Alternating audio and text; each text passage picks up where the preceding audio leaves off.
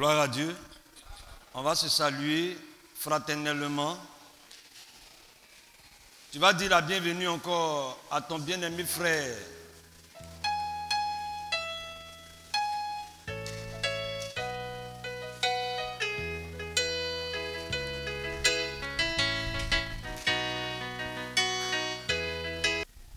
Néhémie chapitre 12. Néhémie chapitre 12, à partir du verset 44 jusqu'à 45. Frère Jacob, si tu as positionné. Néhémie chapitre 12, verset 44 à 47. En ce jour, on établit des hommes ayant la surveillance des chambres qui servaient de offrande, les prémices et les dîmes, et on les chargea d'y recueillir du territoire des villes de portions assignées par la loi aux sacrificateurs et aux lévites. Car Judas se réjouissait de ce que les sacrificateurs et les lévites étaient à leur poste, observant tout ce qui concernait le service de Dieu et des purifications. Les chantres et les portiers remplissaient aussi leurs fonctions selon l'ordre de David et de Salomon son fils. Amen. Car, Amen. Amen. Nous allons élever la voix et nous recommander entre les mains du Seigneur, afin que lui-même il puisse encore nous conduire et que cette parole puisse nous faire du bien. Élevons la voix et prions le Seigneur.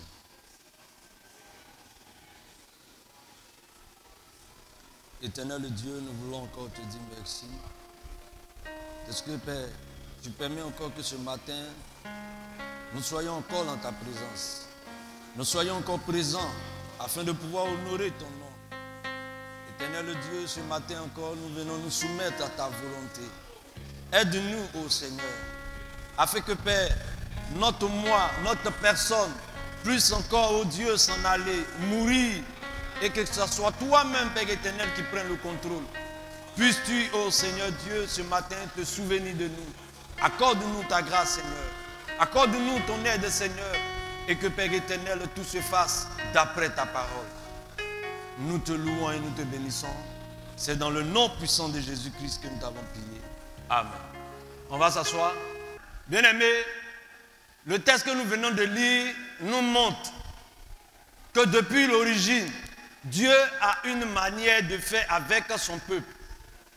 Et tous les éléments avec lesquels le Seigneur travaille, vous remarquez bien que ce sont des hommes.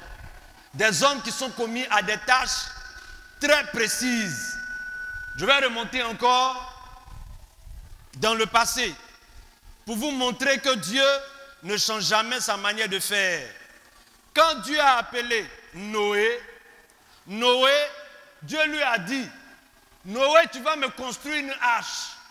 La question qu'on va se poser, à quoi servirait cette hache? Quand nous avons lu les Écritures, nous avons compris que l'âge de Noé, c'était un endroit que Dieu a donné à son fils dans le but de pouvoir protéger les élus qui devaient être sauvés dans leur temps. Mais remarquez, qu'est-ce qui s'est passé? Quand Dieu a dit à Noé de construire l'arche, il n'a pas dit à Noé de prendre n'importe quel bois.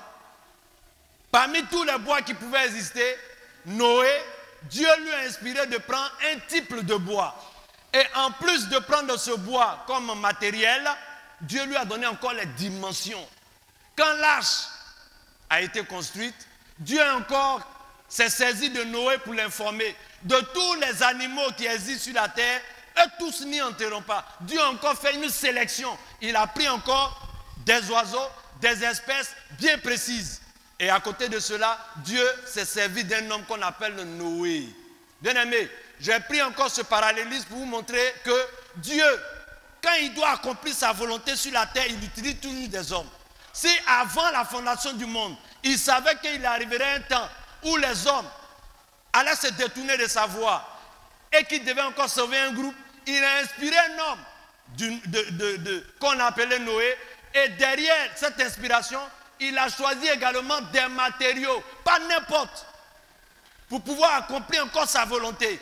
Et ce n'est pas n'importe quelle espèce qui est rentrée. Il a encore fait un choix pour les espèces qui devaient rentrer. Pour dire, si nous également, nous sommes rentrés ici, dans l'adoration du Seigneur, Dieu également se doit de pouvoir choisir des personnes qu'il faut, aux fonctions qu'il faut, en fonction des tâches qu'il faut.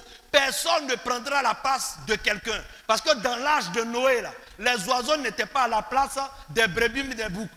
Quand Dieu a inspiré Noé, il a permis à ce que dans cette arche-là, chaque élément soit à sa place. On revient encore dans le premier temple. Le premier temple qui était mobile, c'était au temps de Moïse. Pour la construction encore de ce temple, Dieu a dit à Moïse, tu vas construire le temple d'après le modèle que je vais te montrer. Si le modèle a été montré et que Moïse a fait les choses correctement, remarquez que Dieu est descendu encore pour apprécier ce que Moïse a fait. Mais regardez que dans la construction, Moïse a respecté exactement les choses comme Dieu le lui a révélé. Les matériels qui devaient rentrer en compte dans la construction encore de ce temple mobile-là, les choses, les dimensions, les règles, tout ce qui devait entrer en compte, Moïse les a respectés. Et quand Dieu était satisfait, la Bible nous dit que Dieu est descendu. À telle enseigne que Uza, on va le lire, c'est dans le livre de 2 Samuel. Du moins 1 Samuel. Attendez, oui, 2 Samuel 6, versets 6 à 7. Pendant que tu prends. 2 Samuel. Tu as déjà trouvé? Oui, allons-y. 2 Samuel, versets 6 à 7. Oui. Lorsqu'il fut arrivé à l'air de Nacon, Uza étendit la main vers l'arche de Dieu et le saisit parce que les bœufs le faisaient pencher. Les bœufs le faisaient pencher, oui. La colère de l'Éternel s'enflamma contre Uza. Oui. Et Dieu le frappa sur place à cause de sa faute. Vous voyez, quand Dieu avait dit à Moïse de construire ce temple mobile, il avait déjà chargé des personnes qu'il faut à cette tâche. N'importe qui ne pouvait pas s'approcher. N'importe qui ne pouvait pas toucher. Quand Uza, mais quand tu regardais, mais ce que Uza voulait faire là, ce n'était pas mauvais. Il dit que les animaux étaient en train de pencher, l'arche partait tomber. Quand Uza a touché, Dieu a frappé Uza. Pour dire que dans ce modèle-là, Dieu avait déjà établi un ordre. N'importe qui ne pouvait pas s'approcher pour toucher à l'arche. Pour dire qu'il y avait des personnes qui étaient déjà choisies de Dieu, ordonnées par Dieu et installées de Dieu. N'importe qui ne pouvait pas faire ce qu'il voulait. Donc quand on descend dans le temple de Salomon, Dieu a dit à Salomon que tu vas me faire un temple. David, dans son zèle, il a commencé à réunir les matériaux, mais Dieu est descendu pour dire à David, je cautionne ta volonté. L'idée de construire un temple pour m'honorer, c'est très bon, mais tu ne vas pas construire ce temple. Est-ce que David a forcé? David n'a pas forcé, il a laissé la main à son fils Salomon. Et Salomon a fait aussi les choses d'après ce que le Seigneur avait révélé à son père David. Tous ceux qui devaient entrer dans la construction de l'arche, bien aimé, le temple de Moïse, là, c'était avant la fondation du monde. Si le temple de Moïse était avant la fondation du monde, tous ceux également qui devaient travailler pour la construction du temple, ils sont nés pour pouvoir accomplir ce dessein. Ils ne pouvaient pas se dérober. Pendant qu'ils naissaient, pendant qu'ils travaillaient, ils ne travaillaient pas pour eux.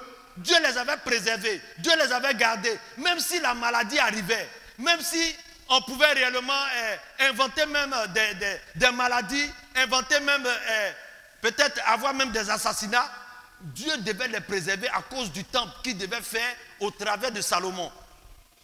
Et qu'est-ce qu'on a vu? Est-ce que le temple n'a pas été construit? Et remarquez, tous les matériaux venaient de tous les coins du monde. À telle enseigne que les choses ont été faites d'après la volonté du Seigneur. Et quand, le jour de la dédicace, quand Dieu est descendu, il a approuvé à telle enseigne qu'il est descendu. On dit toute la gloire de l'Éternel environnait le temple.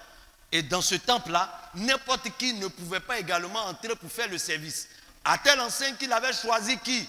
Aaron et ses fils. Et Dieu allait plus loin. Il dit même, pour rentrer là-bas, il y a un type de vêtement Il a inspiré Moïse. Il dit, voici le vêtement qu'ils vont porter. Pour dire, si Dieu pouvait se comporter comme ça pour un temple, fait de matériaux, à plus forte raison, il dit, votre corps est le temple du Saint-Esprit. Donc Dieu est en train de voyager. Après le temple mobile, il va descendre maintenant dans le temple physique. Ce n'est pas ce temple. Le temple qui est ton corps. Mais ce corps-là doit venir également adorer dans un lieu. Maintenant, Dieu, qu'est-ce qu'il fait? Il va maintenant inspirer un serviteur qu'on appelle l'Élie de Malachie 4. Quand tu lis la parole, tu ne pouvais pas comprendre que dans les Écritures, il y avait diacre, il y avait administrateur, il y avait un dirigeant de chant, il y avait également école de dimanche, il y avait toutes ces choses. Mais il a fallu un homme qui a un œil de prophète pour faire ressortir ces choses, pour que nous puissions les accepter. Et qu'est-ce que le frère Marco, quand il est arrivé ici, je vais reprendre encore en résumé ce qu'il a dit. Il dit, la question, jusqu'à où un diacre peut-il ou doit aller pour le maintien de l'ordre dans l'église? Devons-nous maintenir l'ordre ou bien attendre que frère Neville nous dise de le faire? On écoute la réponse du prophète qui donne un résumé. Il dit, c'est le travail des diacres, non pas celui du pasteur Neville. Un policier ne demande pas l'avis du maire pour arrêter un voleur à l'œuvre. Si quelqu'un agit mal ici, parlez-lui, ne soyez pas arrogant. S'il refuse d'écouter, alors faites-vous comprendre. Nos 4 diacres se disposent au coin de la salle pour surveiller au cas où quelqu'un entrerait ou des voyous. Est-ce que c'est pas ce que le pasteur fait? À toutes les entrées ici et ici, il positionne des diacres. Vous voyez que le pasteur est aussi inspiré du Seigneur. Il vient encore, il dit, c'est le diacre qui salue et qui oriente ceux qui entrent. Il allie la courtoisie et l'autorité. On doit lui obéir. C'est une fonction très stricte. Et le diacre est autant un serviteur de Dieu que le pasteur. Je suis quitté depuis l'âge de Noé pour dire que Dieu, il aime la discipline. Pour dire que toutes ces fonctions qui sont installées dans l'église ici, ils ont la caution et l'approbation de Dieu. Si vous avez voté un homme et qu'il est dans sa charge, dans sa fonction, vous lui devez obéissance, comme le pasteur. Parce que ce n'est pas lui qui s'est choisi. Vous avez dit, nous te choisissons afin que Dieu t'inspire pour mettre de l'ordre là où nous nous trouvons. Et si vous le respectez et que son travail se fait bien, Dieu descend et Dieu bénit l'assemblée. Voilà comment Dieu travaille. Et il dit, mais ils n'ont rien à voir avec la gestion du temple. Les réparations, les finances, c'est du ressort des administrateurs. Cependant, les administrateurs et les diacres coopèrent. Quand le pasteur va venir, il va donner encore plus de clous à la chose. Mais ce que je veux dire, si Dieu a pu prédestiner, je dis bien, prédestiner des personnes à venir construire un temple aujourd'hui qui est détruit, à plus forte raison, le temple dans lequel nous allons venir adorer. Est-ce que l'Écriture ne nous dit-elle pas que nous sommes assis ici dans les lieux célestes? Ici, c'est un lieu d'adoration. Donc si c'est un lieu d'adoration, Dieu aussi avant la fondation du monde, s'il a appelé un ministère, comme le pasteur Adengra, mais il ne peut pas travailler seul. Si le pasteur Adengra a effectivement un ministère et qu'il ne peut pas travailler seul, pendant que Dieu appelait le pasteur Adengra, il a appelé aussi les administrateurs, il a appelé aussi les diacres, il a appelé aussi un responsable de l'école du dimanche. Tout le monde a ses fonctions. Et si le pasteur est sauvé, si le pasteur est enlevé, il doit également entrer en scène avec tous ceux qui l'ont aidé dans sa fonction. Pourquoi? Parce que s'il réussit son ministère, que Dieu approuve son ministère, il va sans dire que tous ceux qui ont travaillé à la charge avec lui, qu'il a approuvé, qu'il a aimé, ils entreront. Voilà le modèle. Donc pour dire que ces personnes qui seront là, qui vont prendre sur eux la charge de pouvoir conduire l'église, qu'ils fassent très très attention. De la même manière, le pasteur est sérieux dans sa manière de faire. Il s'attend aussi à ce que l'assemblée vote des personnes sérieuses. Ça n'a rien à voir ici avec l'ethnie, ni encore du copinage. Non, parce que je marche avec lui, si je lève ma main, qu'il ne voit pas ma main, il ne va plus m'inviter. Mais tu es sous la malédiction. Tu es sous la malédiction. Ici, ce n'est pas un lieu d'amusement, ce n'est pas un lieu de camaraderie, ce n'est pas un club d'amis. Ici, nous faisons les choses pour attirer la bénédiction de Dieu. C'est ce que nous faisons. Amen. Je vais donner rapidement le rôle du trésorier. Le trésorier, c'est celui qui tient la caisse. Il n'a pas le droit de prélever de l'argent. En cas de besoin, un conseil se réunit et décide de la gestion de la caisse de l'église. Donc, on doit également voter un trésorier. Le trésorier, il en charge les offrandes que nous faisons là. C'est lui simplement qui garde. Il est simplement le gardien. Le trésorier de l'église de Jésus-Christ, c'était qui? Judas. C'était Judas. Et nous avons vu combien de fois Judas, il aimait l'argent. Donc le trésorier là, si c'est quelqu'un qui aime l'argent, il va se servir dans la caisse de l'église. Mais si tu te sers dans la caisse de l'église, bien aimé, Dieu va te frapper ou il va te bénir. Tout le monde connaît le sort que Dieu a réservé à Judas. Parce que quand il était en train de voler, Dieu le regardait puis Dieu voyait. Mais son sort était déjà scellé. Donc pour dire, celui qui va venir prendre la caisse du trésorier, il faut que ce soit quelqu'un qui n'ait pas la main facile pour voler. Il faut que ce soit quelqu'un d'honnête et de pur. Ça, c'est le rôle du trésorier. On va descendre encore.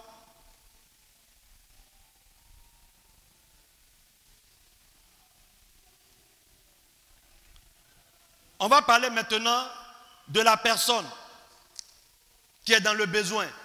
Puisque la caisse qui est dans l'église doit être destinée à soutenir des personnes. Mais ces personnes qu'on doit soutenir, c'est qui en réalité? Voilà la question. C'est qui? L'église, ce n'est pas un club d'amis. L'église, ce n'est pas ONG. Ce n'est pas parce que tu tousses à la maison que tu vas venir ici pour dire, pasteur, j'ai problème de tout. Est-ce qu'on peut regarder dans la caisse de l'église pour me venir en aide? Non, non, non, ce n'est pas comme ça se passe. Toutes les choses doivent se faire d'après le Seigneur. Qu'est-ce qu'un membre actif devant Dieu? Parce qu'il dit, pour que quelqu'un soit dans le besoin et que l'église lui vienne en aide, il dit, il faudrait que cette personne soit un membre actif. Il faut que cette personne manifeste sa présence régulière dans les dîmes, dans les offrandes et l'assistance aux autres, et que cette personne également soutienne l'église par ses finances. Mais bien aimé, un membre actif, c'est qui? Ce n'est pas quelqu'un qui vient à l'église comme il veut, quand il veut, et quand selon ses humeurs. Non, non, non, non, non, non, non. David dit, 1 heure dans tes parvis vaut mieux que 1000 ailleurs. Je suis dans la joie quand on me dit, allons à la maison de l'Éternel. Donc c'est quelqu'un là. On ne le presse pas pour venir à l'église. Il sait que sur l'église qu'il a adhéré là, il y a un programme de l'église. Et ce programme de l'église doit être respecté. Voilà le membre actif. Voilà le membre actif. Tu ne peux pas te lever pour dire non, tu viens de temps en temps et puis te faire prévaloir comme étant un membre actif. Bien aimé, voilà réellement le membre actif. Le membre actif là, c'est quelqu'un réellement qui participe à toutes les heures de prière et du culte. Tu honores Dieu en le faisant. Tu ne le fais pas pour un homme. Pourquoi? Parce que toi aussi tu es appelé un adorateur. Il y a l'adorateur puis il y a le vrai adorateur. Un vrai adorateur là, il adore Dieu en esprit. Mais quand tu sais que toi-même tu as ton propre programme, tu n'es plus dans la vérité. Tu es dans le mensonge. Tu te corrompes toi-même. Mais le prophète nous dit aussi qu'il peut advenir que l'église également soutienne un étranger. Mais l'étranger aussi peut être dans un cas critique. Qui sait? On peut également le sauver en lui venant en aide. Mais c'est dans ce sens-là que les diacres, ceux-mêmes qui doivent partager les biens, il faut qu'il y ait du Saint-Esprit. Parce que nous connaissons l'histoire de Ananias et Saphira. Ils étaient aussi dans l'église et ils ont commencé à avoir un plan machiavélique pour essayer de pouvoir gagner dans l'église. Mais si les diacres, ceux-mêmes qui doivent partager les biens, ne sont pas ancrés, ils n'ont pas le baptême du Saint-Esprit pour pouvoir réellement savoir qui est vrai, qui est faux, ce serait réellement difficile. Ananias et Saphira avaient fait leur coup à la maison et ils pensaient réussir. Mais heureusement que Pierre était baptisé du Saint-Esprit. Quand ils ont commencé à faire leur attitude, Pierre lui a posé la question, est-ce réellement ce que vous avez décidé de donner?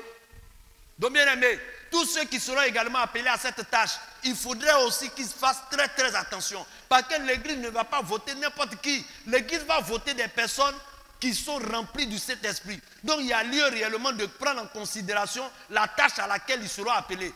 Un administrateur, un diacre, ce n'est pas un va en guerre. C'est quelqu'un qui est discipliné, quelqu'un qui est orienté. Mais dans le peuple d'Israël, il y avait quelqu'un qui avait l'Urim et Tumim. C'était réellement le sacrificateur. Quelqu'un, ça va faire son songe. Il peut ne pas savoir si ça vient de Dieu ou pas. Mais quand il arrive, selon l'Urim Thummim, quand il donne son songe, une lumière qui du ciel pour venir frapper sur sa tribu afin de confirmer si son songe est vrai ou faux. Pour dire, si un étranger ou bien même un frère peut venir, on peut dire que certainement il est dans le besoin. Mais Dieu qui connaît les cœurs peut savoir que lui là, il ne prie pas. Sa situation là, s'il priait un peu, ça laisse se décanter. L'église ne doit pas le soutenir. Donc ses frères qui ont la charge de distribuer les choses, s'ils ne sont pas baptisés du Saint-Esprit, pour avoir réellement la prééminence de comprendre qu'ils sont en face de quelqu'un, ils seront en train de dilapider les choses dans l'église. Voilà la chose. Donc il faudrait que chacun soit à sa place. Le pasteur ne pourra pas tout faire à la fois. Voilà pourquoi le frère Mako a donné ce verset. Moïse, il avait en charge près de 4 des milliers de personnes.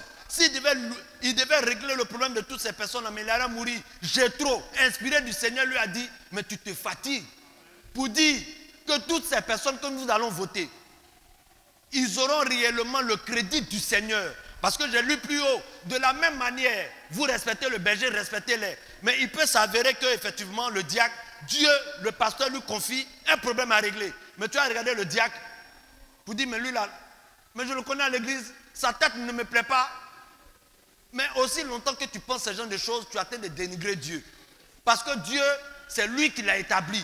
Et Dieu l'a dit que c'est un diacre. Si c'est un diacre, il faut le respecter par rapport à la fonction qu'il occupe, pas par rapport à sa personne. Mettez les choses à leur place. Voilà comment on doit travailler.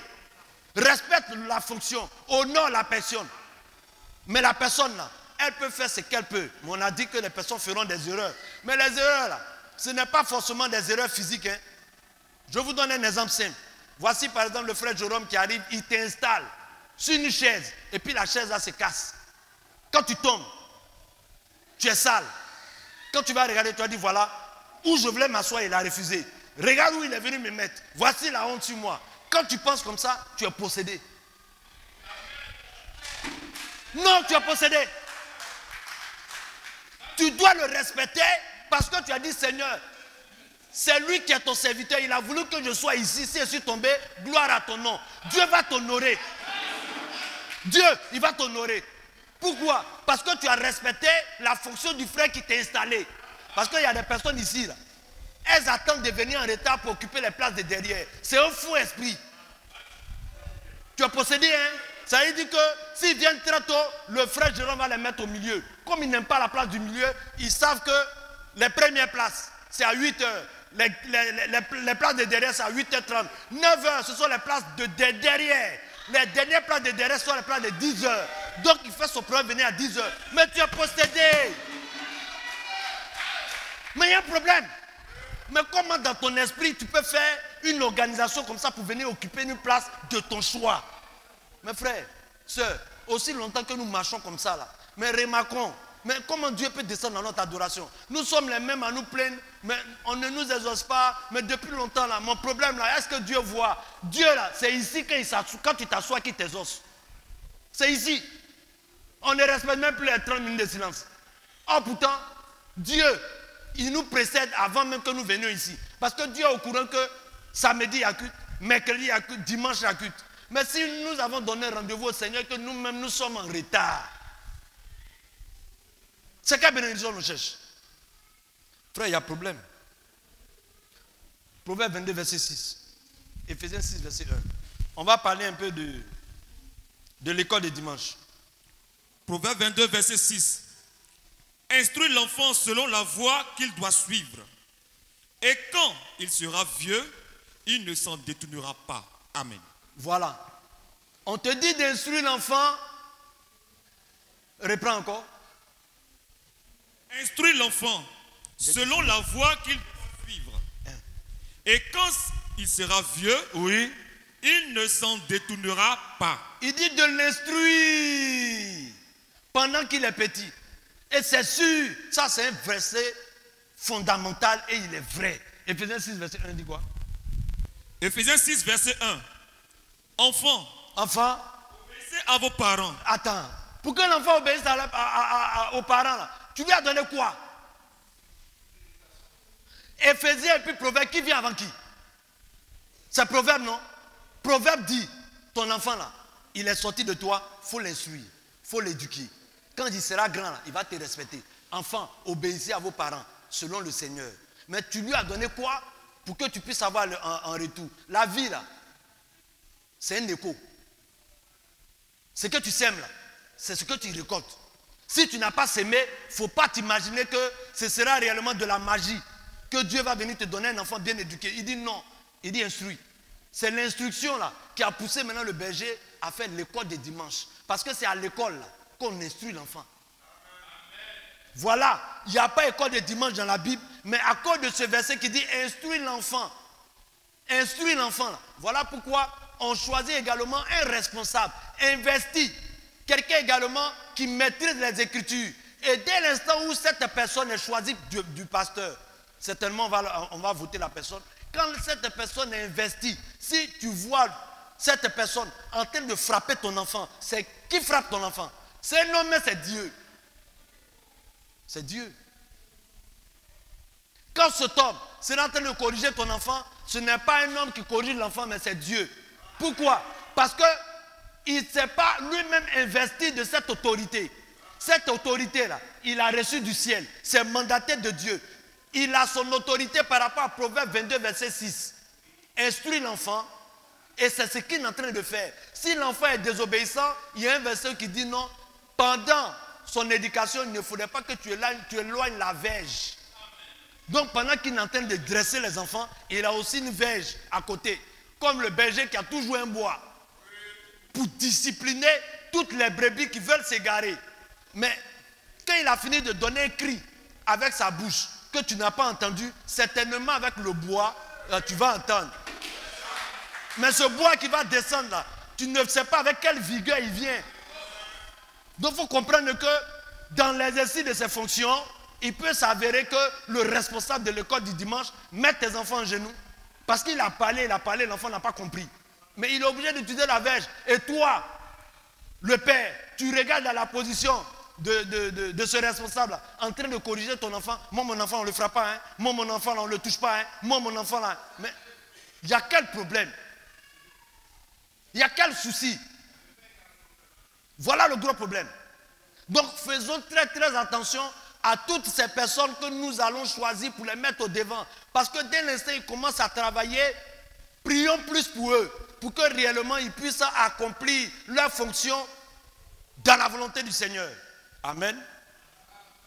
Donc pour résumer, le trésorier, il a la gestion de la caisse, l'administrateur, et ils ont la gestion et la fructification de l'argent dans l'assemblée, les diacres, et ils s'occupent de gérer les disputes, les problèmes, les palabres.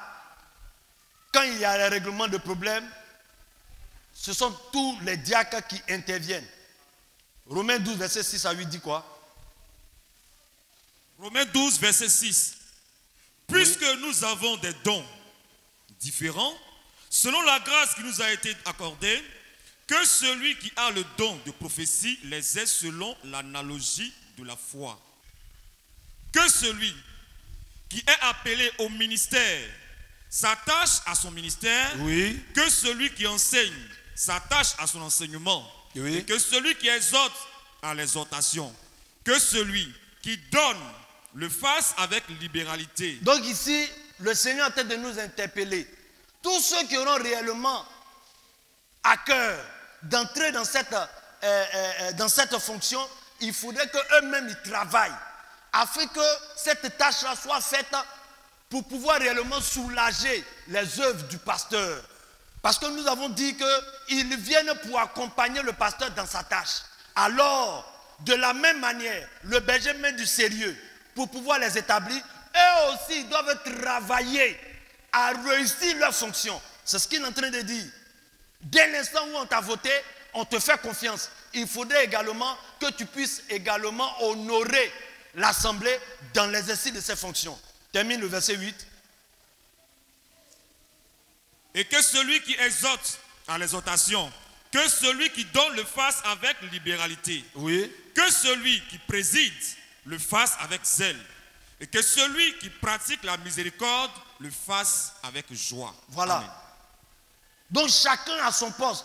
Chacun doit faire les choses à telle enseigne de pouvoir recevoir de Dieu une bénédiction. Parce que tout ce que nous sommes en train de faire, là, ce n'est pas fortuit. Dieu aura le temps de récompenser les personnes. Maman Zébédée, elle s'est levée un matin, elle dit, Seigneur, permets que un de mes fils soit assis à ta gauche et l'autre à ma droite. Mais le Seigneur était clair. Il dit non. Quand il s'agit de s'asseoir à ma gauche et à ma droite, il dit cela est donné au Seigneur. Pour dire que cela est réservé à tous ceux qui seront vainqueurs. Tous ceux qui seront dans la tâche, qui vont exceller dans la tâche, qui vont réussir leur œuvre, Dieu va les récompenser. On va descendre un peu plus en bas pour pouvoir mieux comprendre cela. Tu vas prendre 1 Corinthiens 11, versets 21 à 22. Et puis tu lis aussi le verset 30.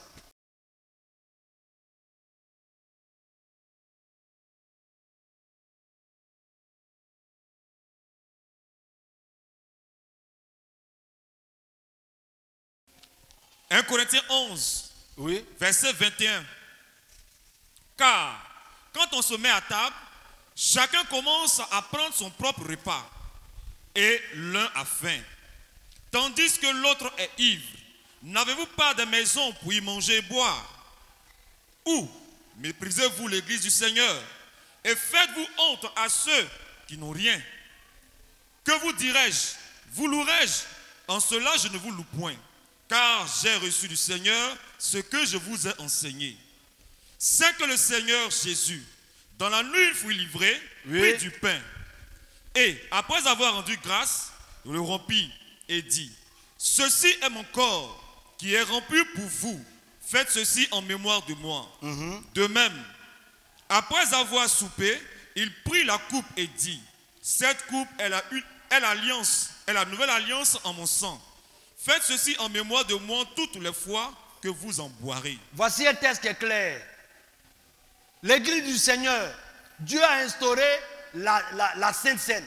Mais qu'est-ce qu'on constate? Il y a des personnes qui venaient dans ce lieu-là. Il y a un qui mange beaucoup de pain, il est rassasié. Pendant ce temps, il y a d'autres qui disent non, moi j'ai déjà mangé à la maison, je suis venu pour boire du vin. Voyez réellement l'esprit dans lequel il se trouvait. J'ai donné réellement cet exemple pour que vous compreniez que quand on vient dans la présence du Seigneur, là, venons dans un esprit ordonné, dans un esprit pur, dans un esprit correct. Parce que tout ce que nous faisons là, Dieu sanctionne cela soit par la bénédiction, soit par la malédiction. Et à tel enseigne que Pierre et Paul s'est levé pour dire, mais regardez, quand on finit la Sainte Seine, on voit qu'il y a un groupe qui est rassasié, on voit qu'il y a un groupe qui est ivre. Mais pendant qu'ils étaient en train de le faire, là, sans le savoir, Dieu avait déjà frappé de malédiction. Il y a des personnes qui étaient présentes, qui étaient déjà mourantes. On ne voyait pas la mort de façon physique, mais la mort était spirituelle. Voilà pourquoi Frère Branham pouvait donner dans la prédication, comment puis-je vaincre? Il dit, quand tu regardes un tronc d'arbre, apparemment quand tu regardes la surface, tu penses que le tronc là, il est solide, mais quand tu déposes ton pied de sang, tu t'enfonces. Il dit, la façade est claire et clean, mais l'intérieur, la personne est morte. Donc chaque fois que nous venons dans la présence de Dieu, et nous ne venons pas avec crainte, avec respect, bien aimé, à l'intérieur de ta vie, c'est la mort. Tu ne pourras pas exceller, tu ne pourras pas aller de l'avant, tout simplement parce que tu n'as pas respecté la présence de Dieu. Si même Usa, pour avoir touché les mots en même temps, donc imaginez-vous, si celui qui vient chaque fois dans la présence du Seigneur avec de la moquerie, avec de l'amusement, chacun vient comme il veut, quand il veut. Mais dans quel esprit nous venons pour dire que nous sommes des adorateurs? Un vrai adorateur, bien aimé, il fait très attention à sa manière de faire. Parce que posons des actes dans le but que Dieu nous bénisse. Voilà ce que nous devons rechercher. Et qu'est-ce qu'on peut constater aujourd'hui? Je vais encore insister sur les retards. Bien aimé. Et ces retards-là, on le voit beaucoup pour les frères. Bien aimé, je vais vous donner un exemple simple. La reine de Séba, la Bible dit, et le Seigneur même dit que la reine de Séba va se lever pour juger les gens. La reine de Séba, elle a entendu parler de Salomon. Qu'est-ce qu'elle a fait? Elle a bravé le désert. Et le prophète nous dit que dans le désert, il y a toujours des brigands et des bandits. Mais elle était au courant. Mais qu'est-ce qui l'a motivée à aller là-bas? Sa motivation a poussé Dieu à la garder, à la protéger. Elle n'a pas regardé les bandits. Elle n'a pas regardé les brigands. c'est qu'elle a regardé, elle partait adorer. Et dans le désert, il fait beaucoup froid. Actuellement même, vous voyez, avec cette fraîcheur-là, il y a d'autres même qui prennent le temps de ne même pas se laver. Mais ce n'est pas là le problème. Mais le problème, c'est que quand il pleut un peu, des personnes trouvent le moyen pour dire, ah, j'avais l'intention de venir à l'église, mais la pluie va me bloquer. Parce que si je sors, je serai mouillé. Donc vous voyez, ça là, je vous informe, ce n'est pas vous, c'est le diable qui vous possède. C'est le diable. Parce que vous l'écoutez beaucoup. La reine de Séba n'a pas regardé au temps. Elle a regardé au prix de son adoration. Mais elle a bravé toutes les difficultés pour venir adorer. Mais, oh, le prophète a dit qu'il y a aujourd'hui plus que Salomon. Elle est partie écouter Salomon. Salomon n'était pas un prédicateur. Hein? Notre pasteur est plus que Salomon. Ah, vous n'avez pas dit Amen? Oui, il est plus que Salomon. Salomon n'était pas prédicateur. Il était simplement un roi à qui Dieu a fait grâce de donner plus ou moins. Et je vous informe, pendant que Salomon était là, lui il réglait les problèmes. Mais il n'avait pas le droit de pouvoir élever les offrandes vers Dieu. Il y avait des sacrificateurs. Et aujourd'hui, notre sacrificateur, c'est le pasteur Adengra. Mais il est plus élevé que Salomon. Mais elle a bravé tout ça pour venir écouter un homme. Mais ici, nous ne venons pas écouter un homme, on vient écouter Dieu dans la chair. On vient écouter Dieu dans la chair. Mais si elle a pu braver tous ces aléas climatiques pour venir écouter un homme, à plus forte vous. Vous avez un pasteur qui est établi ici, vous êtes obligé de l'astreindre à ne même pas respecter son programme. Et quand vous venez encore, aujourd'hui, le culte a duré, hein, mais bien aimé, aussi longtemps que toutes ces pensées-là entrent dans ton esprit, il faut savoir que tu es possédé. Ça, c'est le premier plan. Deuxième plan, il y a des personnes également qui quittent leur maison. Quand ils arrivent ici, là, ils font leur programme. Ah, aujourd'hui, là, est-ce que je pourrais voir tel frère? C'est vrai, hein? Il faut que je vienne le voir, il faut que je le voie. Alors, frère, tu seras au culte. Tu es maudit. Tu ne viens pas au culte pour voir le frère. Non. Attends, dans le culte, là, c'est devenu un lieu de rendez-vous. C'est pas bon. Tu ne viens pas au culte pour voir est-ce que le frère sera là, ma soeur sera là, on va se donner rendez-vous. Frère, aussi longtemps que nous avons pensé ces choses, enlevons ça dans notre programme. Je ne le savais pas. Moi aussi, quand j'ai lu, j'ai dit, oh Seigneur, viens nous sauver. Tu ne viens pas au culte pour prendre rendez-vous avec ton frère. Ici, là, la seule personne à qui nous venons prendre rendez-vous, c'est Dieu. Ce n'est pas un homme. Enlevons toutes ces choses-là dans notre programme. Mais je suis venu ici, j'ai vu mon frère, je lui ai dit, sois béni. Mais si je veux rencontrer le frère, il a une maison. L'église n'est pas un lieu de rencontre. On peut le rencontrer ailleurs, mais pourquoi c'est dans l'église du Seigneur qu'on va venir faire rendez-vous, rencontre à le frère là? Il faut que je le voie. Si ce n'est pas à l'église, je ne pourrai pas le voir. Bien aimé, aussi longtemps que nous inscrivons, dans cette logique-là, ce n'est pas correct. Nous sommes déchus de la grâce du Seigneur. Deuxième point, il y a des personnes également, quand ils viennent s'asseoir ici, là, non seulement elles sont assises, mais leur esprit ailleurs. Ça là, c'est beaucoup. Il est assis ici, mais il a un programme. Quand je vais finir ici, voilà ce que je vais faire, voilà ce que... Mais pendant que tu as en train de penser ici, c'est ton corps qui est là, mais ton esprit même qui doit capter la prédication, là, ton esprit ailleurs. Mais à la fin, là, tu as retenu quoi? Parce que c'est ce que tu reçois, que tu vas vivre, entendre, comprendre et pratiquer. Si tu n'as pas bien entendu, mais comment tu vas comprendre? Si tu n'as pas compris, comment tu vas pratiquer? Donc vous voyez que le diable, là, il nous séduit de mille et une manières. S'il n'a pas pu t'empêcher de quitter la maison, mais il t'attend ici à tes pensées. Même le maître n'a pas pu être épargné par le diable. Le diable a récupéré, mais a mis en lui plusieurs pensées. Mais chaque fois que l'occasion s'y prêtait, il pouvait également donner une écriture. Donc bien aimé, on peut être assis ici et puis nos pensées sont ailleurs. Et ce genre de choses-là, nous devons réellement les proscrire de notre programme. Parce que c'est le plus important, c'est ce que nous sommes en train de faire ici. Le plus important, c'est ce que nous sommes en train de faire ici. Le fait de pouvoir recevoir les choses. Je me rappelle, et frère Yves au courant, je chantais à la chorale. Quand j'étais aux assemblées de Dieu, on est parti à Bobo. Le frère Johnson qui chante les cantiques. Mais bien aimé, affaire des cantiques là, c'est dans le cœur, hein. On ne va pas venir s'asseoir ici pour dire, frère, viens être après les cantiques. C'est la volonté. Quand le frère se met ici pour chanter les cantiques, quand je me mets ici pour chanter les cantiques, si tu aimes les cantiques là, tu vas prendre ton portable. Il y a dedans ce qu'on appelle enregistrement. Tu vas mettre, tu vas écouter. Tu peux même approcher, frère. Cette partie-là, je ne maîtrise pas. En fait, là où se trouve ton trésor, là se trouvera ton cœur. Mais puisque toi-même, tu n'aimes pas, chanter là, ce n'est pas ton affaire. Ici, là, on n'est pas venu à un concert où il y a des personnes qui vont venir ici se prélasser. Vous allez vous asseoir ici, il y a des gens même. C'est des personnes chocos. Ils sont venus au même titre que Dieu, ils se font adorer. Quand le monsieur là va finir, le pasteur va prêcher, on s'en va. Bien aimé, l'adoration, ça commence non seulement par les 30 minutes de silence. Tu finis de prier, tu t'attends à ce que le conducteur du kit donne les cantiques. Et mais je lisais le prophète. Mais nous-mêmes, ce qu'on fait là, c'est bon. Il dit, quand on vient ici là, on dit rock séculaire, et puis nous tous on chante. Quand rock séculaire est fini, je dis rocher d'âge. Pour dire que moi-même là, si vous voulez attendre que moi-même, les paroles sortent de ma bouche, non, je suis ici comme conducteur des cantiques. Mais ici, là, vous voulez forcément dire non, mais oh Dieu n'a même pas bien chanté. Toi-même, tu as chanté.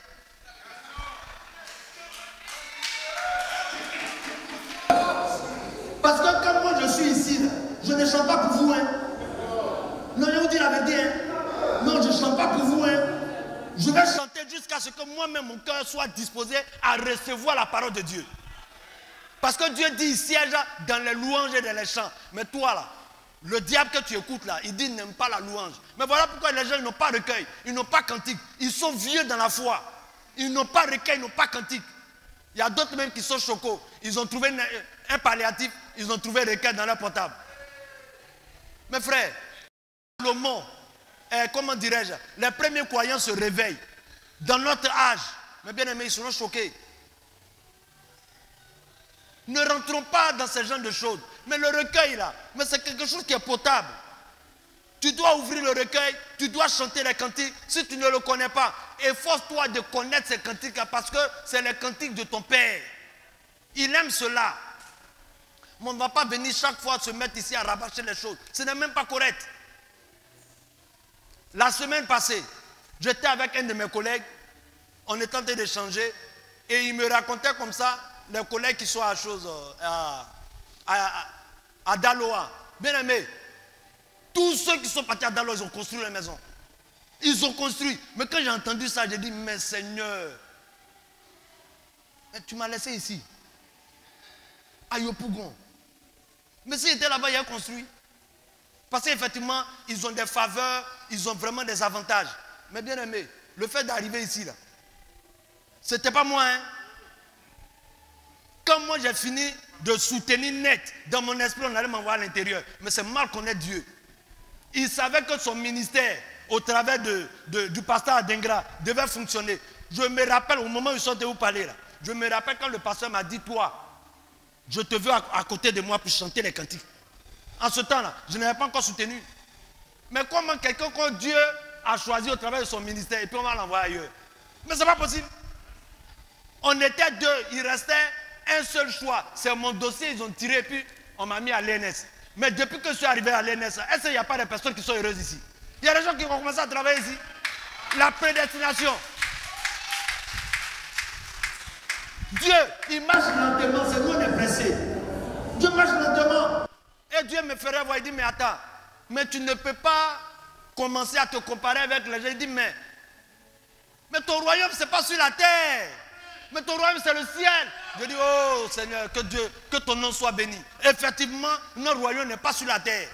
Donc tout ce que nous sommes en train de faire, là, mais bien aimé, il est arrivé un temps où il sera récompensé. Si le Seigneur vient récompenser le pasteur Adengra net, tous ceux qui ont travaillé de façon fidèle, honnête, qui ont mis du sérieux, qui ont donné tout leur être, avec beaucoup de conscience, bien aimé, Dieu ne va pas vous oublier.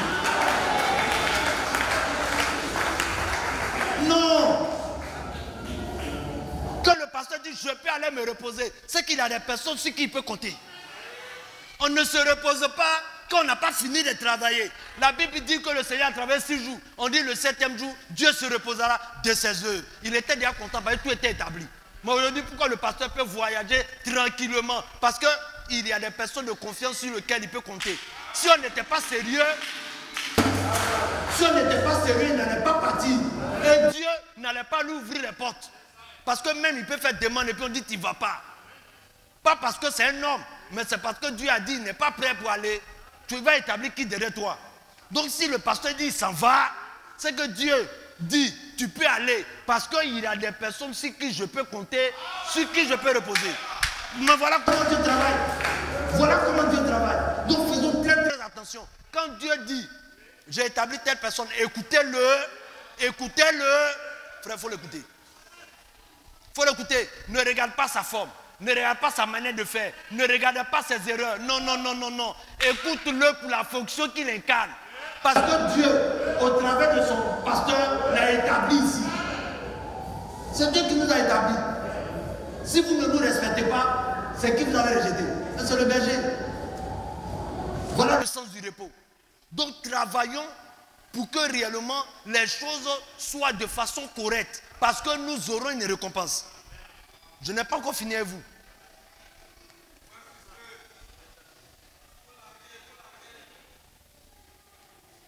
Ici,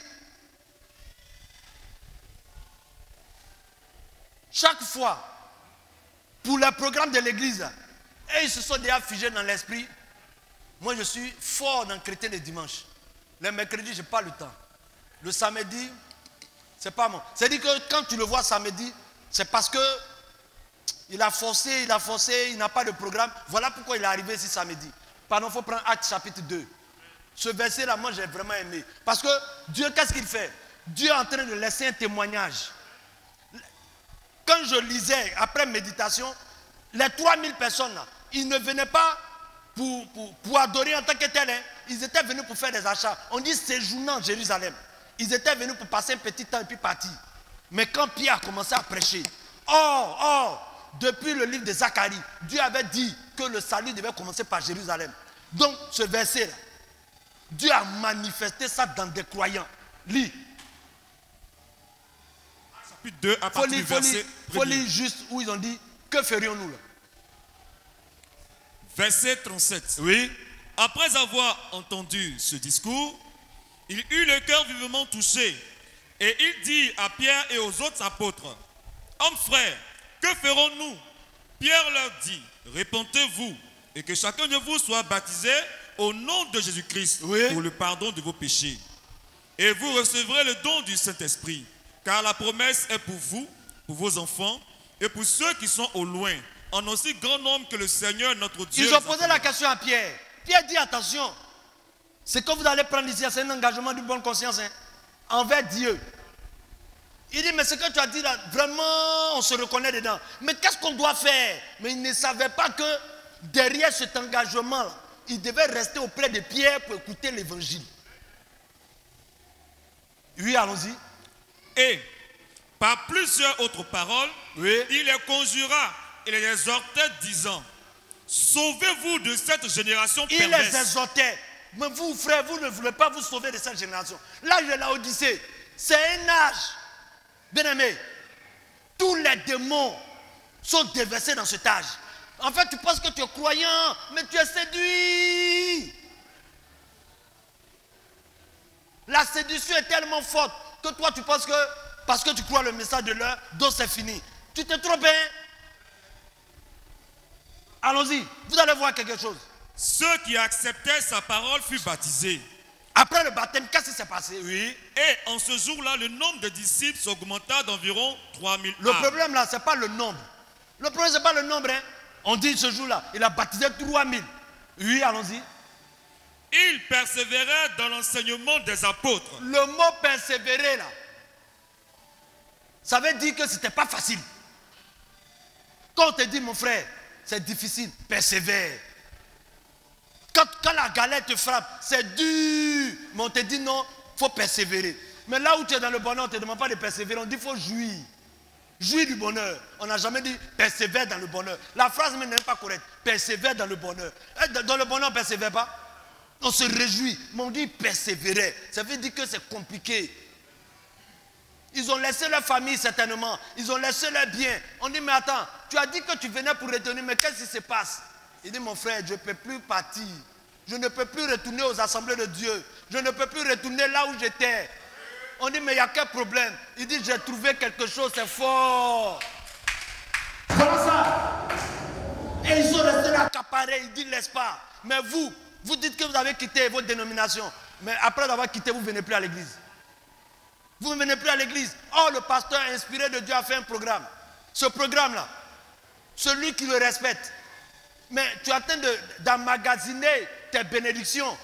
Je vous ai dit ici, quand Dieu est rentré en scène, il a dit à ce roi-là, je t'ai pesé. Tu as été trouvé léger dans la balance. Mes frères, si Dieu doit nous peser par le nombre de fois on vient au culte, mes frères, quel est ton poids?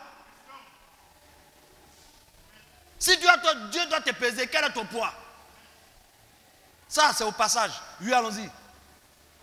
Il persévérait dans l'enseignement des apôtres, Oui, dans la communion fraternelle, oui, dans la fraction du pain oui. et dans les prières. Ah, dans les prières. Ça veut dire que Pierre est venu, il a imposé un programme. On dit persévérer dans toutes ces choses. Mais il y a des personnes, dès qu'on dit Sainte-Seine, ils vont fuir. Quand on dit prière mercredi, ils ne sont pas dedans. On dit samedi, question-réponse, ils ne sont pas dedans. Et ils viennent simplement les dimanches. Bien aimé, il faut que nous revoyons. Pourquoi? Parce qu'il dit que le royaume des cieux est forcé. C'est qui? On n'a pas dit les légers. On dit les violents. C'est les violents qui s'en emparent. Acte 6, verset 3.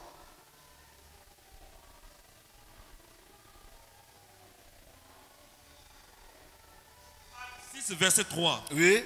C'est pourquoi, frères, choisissez parmi vous 7 hommes de qui l'on rend un bon témoignage. Donc ce qu'on va voter là, c'est des personnes qui ont un bon témoignage. Ce qu'on va élire, ce sont des personnes qui ont un bon témoignage. Parce qu'il a dit, il n'a pas dit prendre n'importe quel frère qui a duré. Il dit que votre choix se porte sur un frère qui a un bon témoignage. Donc du coup, tous ceux réellement qui vont prétendre à cette fonction, il faut qu'ils s'examinent eux-mêmes. Il faut qu'ils se revoient.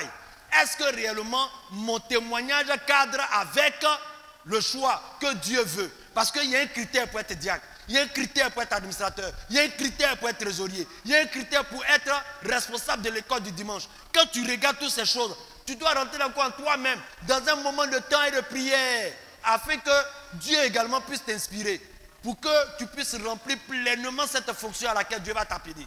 Voilà pourquoi il dit, choisis des personnes qui ont un bon témoignage. Voilà la condition. Oui, termine. C'est pourquoi, frères, choisissez parmi vous 7 hommes de qui l'on rend un bon témoignage, qui soient remplis du Saint-Esprit Oui. et de sagesse, et que nous chargerons de cet emploi.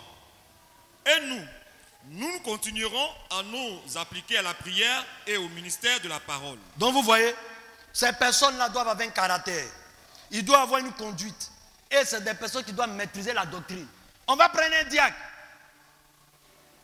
Un peu de temps net, quand on lui donne un problème à résoudre, il donne toujours la raison à la personne qui l'aime. Il dit non, si je ne donne pas raison à Jean-Luc, le jour il a paix, il ne va pas me donner un médicament. Mais c'est un faux diacre. Il ne maîtrise pas la parole de Dieu. C'est quelqu'un qui doit être ancré dans la doctrine. Il maîtrise la doctrine. Il maîtrise ce que nous croyons. C'est quelqu'un qui maîtrise également la parole de Dieu. Voilà les personnes sur lesquelles on doit être établi. Parce qu'un diacre, un administrateur, ce sont les piliers de l'église, des colonnes sur lesquelles réellement l'église est bâtie. Donc on ne va pas prendre des personnes qui sont novices, des personnes qui ne maîtrisent pas la doctrine, des personnes qui ne maîtrisent pas la foi. On ne le fera pas. Donc chaque diacre, chaque administrateur, soit des personnes pleines, des personnes qui travaillent, des personnes qui maîtrisent la parole. Voilà. Si tu sais, tu es conscient que la doctrine tu ne maîtrises pas, il ne faut pas lever ta main. Il ne faut pas lever ta main. Maintenant, le peuple même qui va voter, vous devez faire très attention. Parce que quand quelqu'un on a élu la personne, on doit accepter tout venant de la personne. On ne va pas lire Matthieu 15, verset 26 à 27. On ne va pas lire. C'est l'histoire de la femme syrophénicienne. Quand elle est venue voir Jésus, là, Jésus l'a insulté comment? Il dit, je ne vais pas donner cette richesse-là. On ne donne pas ça aux chiens. Mais elle pourrait se fâcher. Pour dire, non, ce n'est pas parce qu'elle t'a dit de venir guérir ma fille que tu vas me parler mal. Ce n'est pas à cause de ça. Mais regardez, elle a respecté le Seigneur dans tout. À cause de la qualité qu'elle a vue dans le Seigneur. Elle a dit, mais ce monsieur-là, quel que soit ce qu'il va me dire, je vais me taire. Pourquoi? Tout simplement parce que je suis venu pour que ma fille soit guérie. Donc, quelles que soient les injures, quel que soit tout ce qu'on dira, il faut te taire. On dirait que j'ai une citation dans ce sens. Oui, je vais le lire. Le respect. Si vous ne respectez pas l'homme, respectez la fonction qu'il remplit pour Dieu. C'est parfaitement juste. Respectez-le. Si c'est un prédicateur, votre pasteur, un diacre, respectez-le toujours. On n'a pas dit quelque temps. Il dit respectez-le toujours. Il dit vous devez aimer votre pasteur. Vous devez savoir qu'il est un être humain. Or pourtant, Dieu a fait de lui son pasteur. Le Saint-Esprit en a fait son surveillant. Vous devez alors le respecter de cette manière. Peu importe ce que le pasteur a fait, si vous le respectez dans votre cœur comme serviteur de Dieu, Dieu vous respectera de l'avoir fait. Oui, si tu le respectes par rapport à la fonction qu'il incarne, Dieu te le rendra. Donc quand vous allez élire un diacre, quand vous allez élire un administrateur, quelles que soient les personnes que vous allez élire ici, quand ils seront dans l'exercice de leur fonction nette, bien aimés, il faut les aimer, il faut les respecter, il faut les honorer. Amen. Frère Jacob.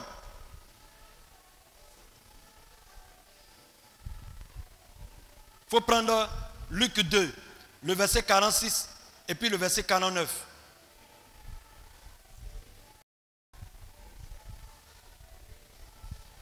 On va presque finir. Luc 2, 46. Au bout de 3 jours, Oui. ils le trouvèrent dans le temple, assis au milieu des docteurs, les écoutant et les interrogeant. Oui. Verset 49. Il leur dit, pourquoi me cherchez-vous? Ne savez-vous pas qu'il faut que je m'occupe des affaires de mon Père? Donc vous voyez que toutes ces fonctions que nous allons élire, là, ils comprennent qu'ils sont à la tâche pour leur Père. Le Seigneur nous a laissé le modèle. Quand je lisais le prophète, je suis tombé sur une citation où lui-même, inspiré du Seigneur, il dit que Dieu, dans la chair, Jésus-Christ, il a incarné le rôle des diacres, le rôle d'administrateur pendant son vivant. Il était prédicateur. Pendant qu'il était prédicateur, dans son rôle où il enseignait la parole, au moment où il a dressé les nattes pour commencer à chicoter les gens dans le temple, dans ce rôle-là, il jouait le rôle des diacres. Il mettait de l'ordre. Il dit voilà, il était administrateur à quel moment? Quand on est venu trouver Jésus, on dit tu dois des impôts. Il dit il n'y a pas de problème, Pierre, va trouver un poisson là-bas. Et quand le poisson, il a pêché le poisson, il a trouvé quoi? Une pièce d'argent. Donc là, il a joué et à la fois le rôle d'administrateur, et le rôle de diacre, et le rôle de pasteur. Donc pour dire que toutes ces fonctions-là, si nous les faisons pour plaire à Dieu, vous allez voir que le Seigneur lui-même serait réjoui. Termine. Tu as lu le verset 49. Lis aussi le verset 52. Verset 52. Et Jésus croissait en sagesse et en stature, Oui. et en grâce devant Dieu et devant les hommes. Amen. Oui. Donc vous voyez, dans l'exercice de nos fonctions, pensons à croître en stature, en sagesse. On doit réellement exceller. Quand tu prends la fonction du diacre, tu dois grandir dans cette fonction. Quand tu prends la fonction de l'administrateur, tu dois grandir dans la fonction de l'administrateur. Quand tu prends également la fonction du trésorier, tu dois grandir parce que c'est Dieu qui t'établit. Dans la prédication, pourquoi crier parle? Qu'est-ce que le prophète dit? Frère Jacob, il faut prendre la parabole des talents. Il faut taper rapidement. On va voir si on peut le lire.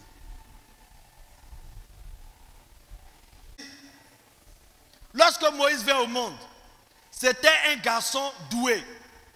Écoutez la partie là. Hein. Il naquit pour être un prophète, un libérateur. Il naquit avec l'équipement déjà en lui. De même que chaque homme qui vient au monde naît avec cet équipement. Bien aimé, ça veut dire quoi? Merci. Ça veut dire que un administrateur là, si tu dois être établi administrateur, si tu dois être établi un diacre, la citation là t'appartient. Il dit, Dieu quand il est en train d'appeler Moïse, l'équipement était déjà en Moïse. Donc le fait que toi, aujourd'hui, tu sois appelé diacre, administrateur, Dieu a déjà mis l'équipement en toi. Dieu a déjà prédestiné les choses en toi. Il suffit simplement le temps pour toi de manifester la chose. Simplement, je vous donne encore un autre exemple. Dans la parabole des talents, qu'est-ce que le Seigneur a dit? Tu vas lire? Il faut lire la partie rapidement. Où il a commencé à les réprimander là. Ok. Matthieu chapitre 25. À partir du verset 14, il est écrit: il en sera comme d'un homme qui, partant pour son voyage, appela ses serviteurs et leur remit ses biens.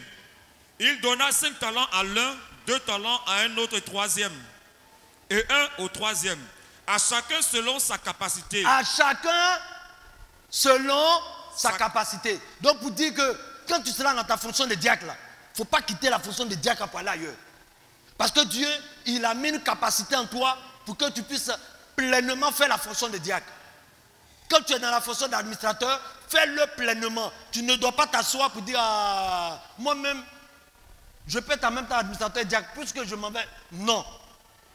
Dieu a été clair. Le talent qu'il a donné à l'un, ce n'est pas le talent qu'il a donné à l'autre. Chacun est à son poste. Termine. Ça me gêne. Aussitôt, celui qui avait reçu les 5 talents s'en alla, il fit valoir et il gagna 5 autres talents. De même, celui qui avait reçu les 2 talents en gagna 2 autres. Celui qui n'avait reçu qu'un allait faire un creux dans la terre et changea l'argent et cacha l'argent de son maître. Longtemps après, le maître des serviteurs revint et leur fit rendre compte. Celui qui avait reçu 5 talents s'approcha et apporta 5 autres talents et dit: Seigneur, tu m'as remis 5 talents, voici. J'en ai reçu 5 autres.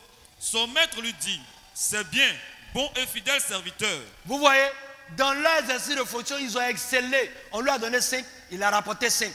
On lui a donné 3, il a rapporté 3. Mais l'autre, il est venu prendre, il a mis ça dans le sol.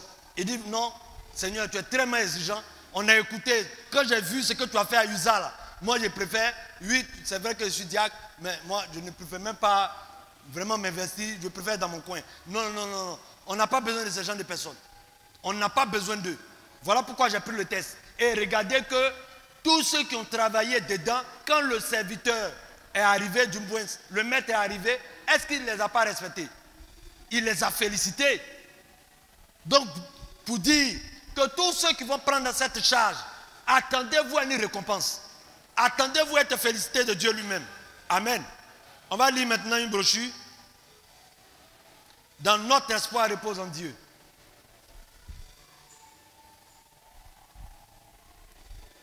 Il dit ici: en recevant le Saint-Esprit, vous devenez simplement un candidat pour vous mettre au travail pour Dieu. Je lis: en recevant le Saint-Esprit, vous devenez simplement un candidat pour vous mettre au travail pour Dieu. Livrez-lui vos membres. Il peut vous faire prêcher, il peut vous faire chanter, il peut vous faire témoigner, il peut vous faire distribuer des tracts, il peut vous faire parler aux gens, il peut vous faire amener quelqu'un à l'église. Toutes sortes de dons. Certains sont appelés une chose à d'autres, pour une autre. Mais peu importe ce que vous avez comme modeste, cela peut ne pas représenter grand chose pour vous. Il y a des gens qui sont ici. Non, c'est la place qui est là-bas, là, moi je vais chanter. Depuis là, pourquoi ne me choisis pas pour chanter? C'est pas ici en chantant encore on utilise pour aller au ciel. On n'a jamais dit ça. On dit ici là, tout ce que tu peux faire, Dieu t'utilise pour t'envoyer au ciel. Il n'y a pas une place bien définie qui envoie quelqu'un au ciel. Dans quelle que soit la tâche dans laquelle tu es appelé, il faut que tu le fasses correctement. Frère Branham, Dieu lui a montré une vision où il devait recevoir une couronne comme ça. Il était tellement fier. Il y a une vieille dans la salle qui a reçu une plus grosse couronne. Lui, il se plaignait. Mais vous savez ce que le Seigneur a dit à Frère Branham? Il dit: ton ministère, là, tu le dois à cette femme-là. Elle était voilée dans le temple. Elle ne se faisait pas voir, mais elle était dans le secret. Parce que la chose était dans son cœur. Est-ce que la Bible ne nous parle pas de Anne la prophétesse? Elle était dans le temple. On dit elle servait le Seigneur. Bon, servir le Seigneur, c'était quoi? C'était quoi? Donc pour dire qu'on ne peut pas chômer dans la main du Seigneur. On ne peut pas. Tout ce que tu as à faire, il faut que tu le fasses correctement. Il dit encore, il dit, et cela ne peut pas représenter grand chose pour vous, mais placez cela entre les mains de Jésus. Placer cela entre les mains de Jésus, c'est quoi? Ici, là, on ne vient pas ici pour se faire voir. Quand tu fais la chose, il faut le faire correctement. Quand il s'agissait à Jésus de multiplier les pains, est-ce qu'il n'y avait pas boulangerie? La Bible dit qu'il a pris combien de pains chez l'enfant? 5 pains et 2 poissons, non? Pourquoi Dieu, dans la chair, ne s'est pas levé pour dire, allons-y à la boulangerie, donnez le pain? Mais il dit, mon petit, est-ce que tu peux me donner les 5 pains et 2 poissons? Le petit a dit, Seigneur, voilà ce que j'ai. Donc le pain que tu as là, Dieu va le multiplier. Voilà ça. Ce que tu as dans la maison du Seigneur, il ne faut même pas t'inquiéter. Remets ce don entre les mains du Seigneur et tu verras ce que Dieu va faire. Dieu va le multiplier pour le bien des autres. Les 5 pains et les 2 poissons du petit n'ont pas servi à nourrir tout le peuple. Ça servit à nourrir tout le peuple. Donc le pain que tu es en train de faire là, il ne faut pas t'inquiéter. Dieu va le multiplier au temps convenable. Dieu va le multiplier. Frère Jacob, viens, tu vas lire ça. Et puis on va terminer. Ma prédication tire à sa fin. Je vais dire la dernière brochure. Dans l'influence. Bon, au paragraphe 46. Il dit, Dieu place son homme dans une position. Personne ne peut prendre la place d'un autre. Vous ne pouvez pas être Billy Graham et Billy Graham non plus ne peut pas être vous. Votre position est tout aussi importante que celle de Billy Graham. Si vous travaillez pour la popularité, vous pourriez essayer d'imiter. On ne travaille pas pour se faire voir. On ne fait pas une œuvre pour se faire voir. Vous n'irez nulle part dans le royaume de Dieu. Je préférais plutôt être un paillasson dans la maison de Dieu. Restez ce que vous êtes, tel que Dieu vous a créé. La raison pour laquelle les gens font cela, c'est parce qu'ils ne sont pas conscients que Dieu vous observe. Bien aimé, Dieu vous observe. Dieu nous observe. Dieu m'observe. Donc dans mes fonctions, dans tout ce que le pasteur me dira en train de faire, frère, dirige la prière, frère, donne un cantique, frère, va ceci. Je dois comprendre que dans cette tâche-là, Dieu est en train de m'observer pour me récompenser.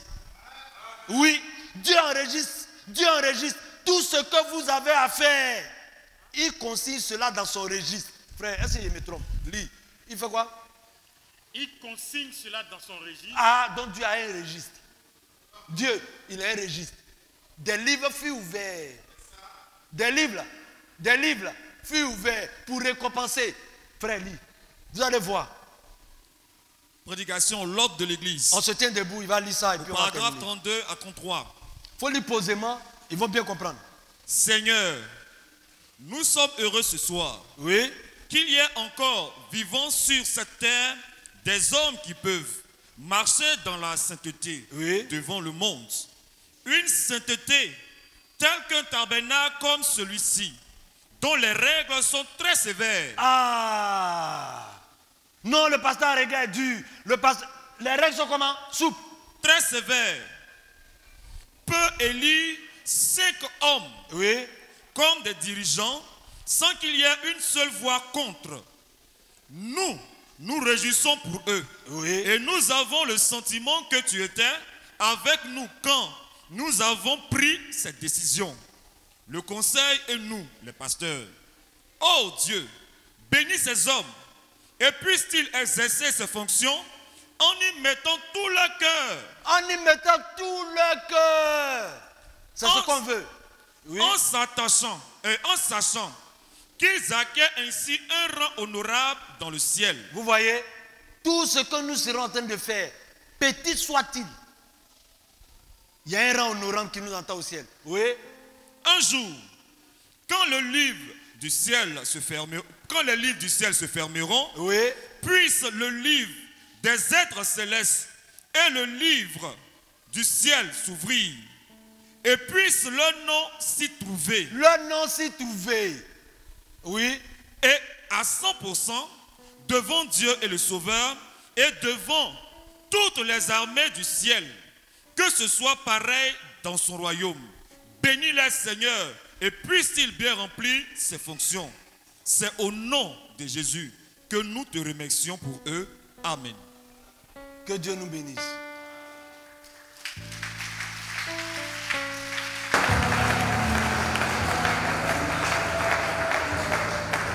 Je crie à l'Éternel de ma voix, j'implore mon Dieu du haut du ciel, viendra le secours. Alors je mettrai ma confiance en lui. Du haut du ciel viendra le secours. Alors je mettrai ma confiance en lui. De ma voix, je crie à l'Éternel. De ma voix, j'implore mon Dieu. Du haut du ciel viendra le secours. Alors je mettrai ma confiance en lui. Du haut du ciel viendra le secours. Alors je mettrai ma confiance en lui. De ma voix, moi je crie à l'Éternel. De ma voix, j'implore mon Dieu. Du haut du ciel viendra le secours. Alors je mettrai ma confiance en lui. Du haut du ciel viendra le secours. Alors je mettrai ma confiance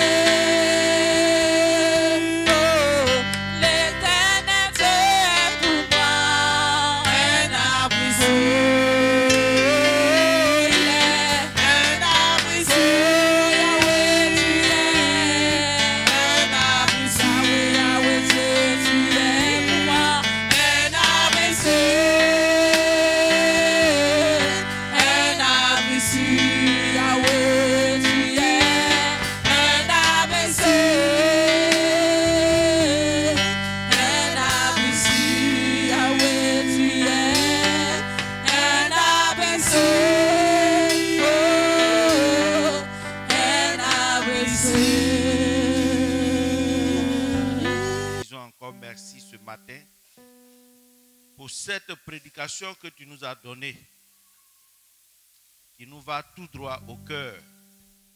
Et nous prions, Seigneur, que toi-même encore tu puisses nous aider à pouvoir mettre en pratique cette parole. Une chose est de l'écouter, une autre chose est de le comprendre, et encore une autre chose est de pratiquer. Effectivement, Seigneur, c'est ce que ton serviteur nous a apporté ce matin, et c'est ce que nous croyons, et nous te disons merci. Conformément à ta parole qui nous dit de ne pas venir à la maison de l'Éternel les bras ballants ou bien les mains vides, nous sommes venus ce matin avec nos offrandes et nos dîmes. Nous prions, Seigneur, que toi-même encore tu puisses ajouter à cette action-là tes bénédictions et tes riches bénédictions, afin que, ô Seigneur Jésus-Christ, nous soyons davantage bénis dans ta maison et heureux d'être des véritables chrétiens.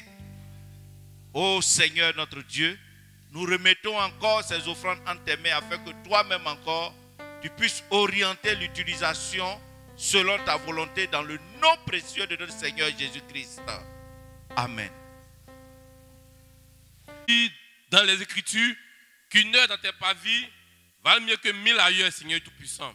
Et nous sommes dans la joie parce qu'en ce jour, tu nous as encore enseigné de la bonne manière, Seigneur.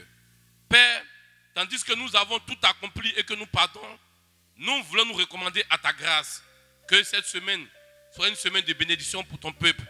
Que cette semaine soit une semaine de portes ouvertes. Que cette semaine soit une semaine véritablement, Seigneur Tout-Puissant, où tu as accompli pour nous les désirs de nos cœurs conformes à ta volonté, Seigneur. Nous recommandons toute personne, renvoie-nous libres à nos maisons comme nous sommes venus ce matin, et qu'en toutes choses, la gloire te revienne dans le nom de Jésus-Christ notre Seigneur. Amen.